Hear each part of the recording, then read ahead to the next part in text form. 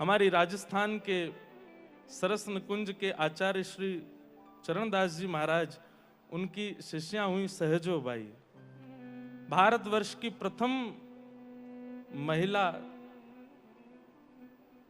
जिन्होंने गुरु पदवी को ग्रहण किया, स्वीकार किया। राम तज डारूं पर गुरु ना बिसारूं। उनका भाव कभी कभी इतना क्लिष्ट गुरु के प्रति भाव देख करके कई लोगों के मन में आता है कि ऐसा भी हो सकता है कि ठाकुर जी एक बार को किनारे हो जाएं, लेकिन गुरु प्रधान है। आचार्य चरणों से सुना था महाराज जी कि सहजो बाई ने गुरुदेव की पधरामनी के लिए आसन सिद्ध किया और अपनी कुटिया में आसन विराजमान किया कि आज हमारे गुरुदेव पधारेंगे।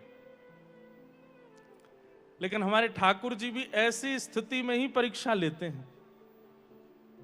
बहुत ध्यान से सुनियो, यहां गुरुदेव आ रहे हैं और सहजोबाई हाथ में थाल लेकर के खड़ी हैं स्वागत के लिए, अगवानी करने के लिए, और इतने में ही ठाकुर जी भी आ गए। ठाकुर जी भी आ रहे हैं, गुरुदेव भी आ रहे हैं, हाथ में एक थाली लेकर के सहजोबाई खड़ी हैं, दोनों एक ही समय पर उपस्थित हो रहे हैं। महाराज जी, ये जब चरित्र हमने सुना तो मन में विचार किया कि अगर हम सहजोबाई की जगह होते और सामने गुरुदेव भी आ रहे हैं और ठाकुर जी भी आ रहे हैं तो हम क्या करते?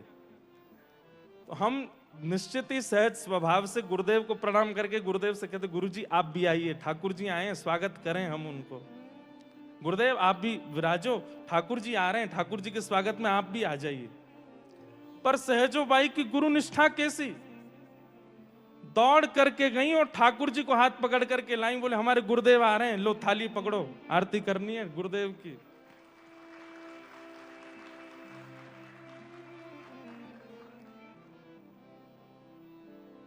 गुरु के प्रति ऐसी निष्ठा सहजोबाई की, ठाकुर जी देखते रह गए, बोले सहजो परमात्मा हूं मैं, ईश्वर हूं मैं, ये शरीर मैंने दिया, ये मन बुद्धि मैंने दी, ये इंद्रियां मैंने दी, ये चिंतन विचार करने की सब स्थिति मैंने प्रदान की, और 4 दिनों से मिले हुए गुरु मुझसे श्रेष्ठ हो गए।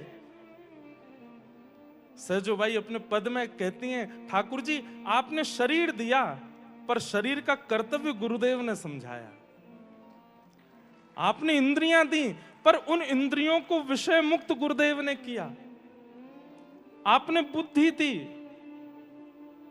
पर उस बुद्धि को, महाराज जी कह रहे हैं ना, बुल्ले शाह जी का वो भाव, अब मुझसे तो बोलेगा नहीं पर वो भाव सीधा था कि भाई ठाकुर जी को प्राप्त करने में क्या है, बस मन को इधर से हटा के उधर लगाओ, क्या संसार में जो लगा है ठाकुर जी में लगाओ। सहजोबाई कहती हैं, ठाकुर जी आपने बुद्धि तो दी पर बुद्धि संसार में लगी थी, गुरुदेव की कृपा से वो आप में लगी। आपने सब कुछ प्रदान किया पर प्रदान करने वाली वस्तु को व्यवस्थित तो गुरुदेव ने किया ना, इसलिए गुरु प्रधान है, गुरु पहले। ठाकुर जी भी बलैया लेने लगे सहजोबाई की, बोले जय हो सहजो, तेरी गुरु भक्ति पर वारी जाऊं। कैसी गुरु निष्ठा। तो सच्चिदानंद रूपाय की ये एक भावनात्मक व्याख्या है, मेरे हृदय की व्याख्या है कि गुरु के वचन के प्रति आप सत्य भावना रखो, वो चाहे जो कह दें उसको करने में, उसको पूर्ण करने में द्वितीय विचार चित्त में आना नहीं चाहिए, कर दीजिए। गुरु के वचन सत्य हैं, गुरु का स्वरूप चैतन्य है। अगर ये 2 निष्ठा शिष्य के जीवन में आ गई, वचन के प्रति सत्य भाव और रूप के प्रति चैतन्य भाव, तो जीवन आनंदमय हो जाए, जीवन आनंदमय हो जाए। सूरदास जी के नेत्र नहीं है, सूर कहा कहे दुविध आंधरो, सूर कहा कहे दुविध आंधरो, बिना मोल को चेरो, हो बिना मोल को चेरो, भरोसो दृढ़ेन चरणन केरो भरोसो, दृढ़ेन चरणन केरो। सूरदास जी कह रहे हैं मैं दोनों नेत्रों से नहीं देख सकता, लेकिन बस किया क्या, बोले बिना मोल को चेरो बन गए अपने गुरुदेव को, अपने आचार्य चरण का बस दास बन गया, उनकी वाणी के प्रति ऐसा समर्पण कर दिया। और तो और सूरदास जी कहते हैं साधन और नाहिया कली में, साधन और नाहिया कली में, जप करो तप करो तिलक लगाओ संध्योपासन करो सब क्रिया करो, पर गुरु के वचन के प्रति अटल नहीं हो तो जितने साधन कर लो, लेकिन भले ही साधन में चूक बन जाए लेकिन गुरु आज्ञा के प्रति आप सजग हैं।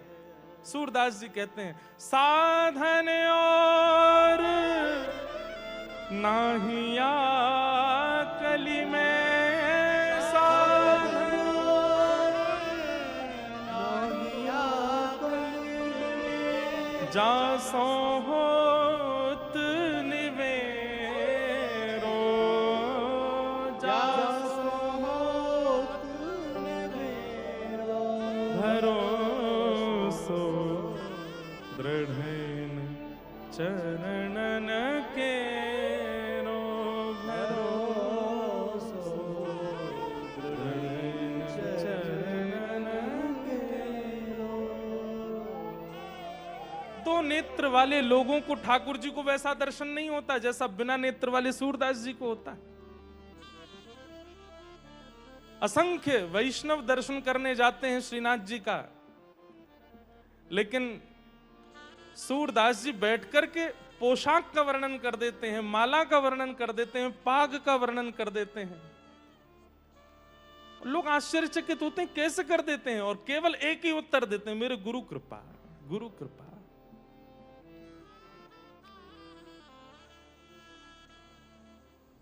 गुरु कृपा, गुरु के वचन के प्रति सत्य निष्ठा, गुरु के रूप के प्रति चैतन्य भाव, बस ये दो क्रिया एक शिष्य कर ले तो जीवन चैतन्य आनंदमय हो।